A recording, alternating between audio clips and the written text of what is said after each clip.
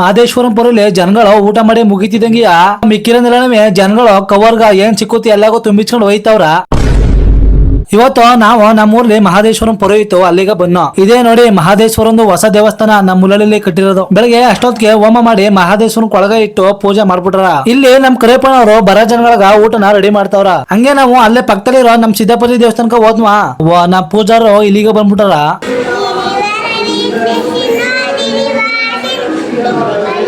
ಜನಗಳೇ ಇಲ್ಲ, ಖಾಲಿ ಖಾಲಿ. ಮಧ್ಯಾಹ್ನ ಊಟ ರೆಡಿ ಮಾಡಿ ಮಡಗಿದ ತಕ್ಷಣ ಏನ್ ರೈಲ್ಗಿಂತ ಸ್ಪೀಡ್ ಆಗಿ ಓಡ್ ಬಂದ್ಬಿಟ್ಟಾರ. ಇವ ನೋಡಿದ್ರ ಊಟ ಅಂತ ತಕ್ಷಣ ರವರಪ್ಪನ ಬಿಟ್ಬಿಟ್ಟು ಬಂದ್ಬಿಟ್ಟನ.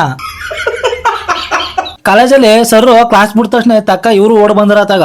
ಇದು ಪ್ರಸಾದಕ್ಕಿರೋ ಪವರ್ ಅಂದ್ರ.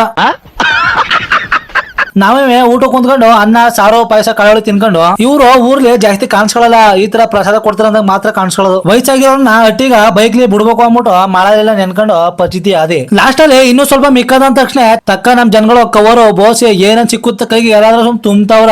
ತಕ್ಕ ಸಮೀಪರು ಎಣ್ಣ ಡಬ್ಬಿನ ಬಿಟ್ಟಿರ ಅದನ್ನ ತೊಳ್ಕೊಬೋದು, ಸಾರು ಬಿಡ್ಸ್ಕೊತಾ ಇದೆ. ಸಣ್ಣ ಸಣ್ಣ ಬಾಕ್ಸಿಂದ ಹಿಡಿದು ದೊಡ್ಡ ದೊಡ್ಡ ಕವರ್ವರ್ಗು ಏನ್ ಒಬ್ಬೊಬ್ರು 3 ಕವರ್ 4 ಕವರ್ ಒಟ್ಟಿಗೆ ಪಾಯಸ ಕಾಳು ತುಂಬ್ಕ ಒಯ್ತವ್ರ.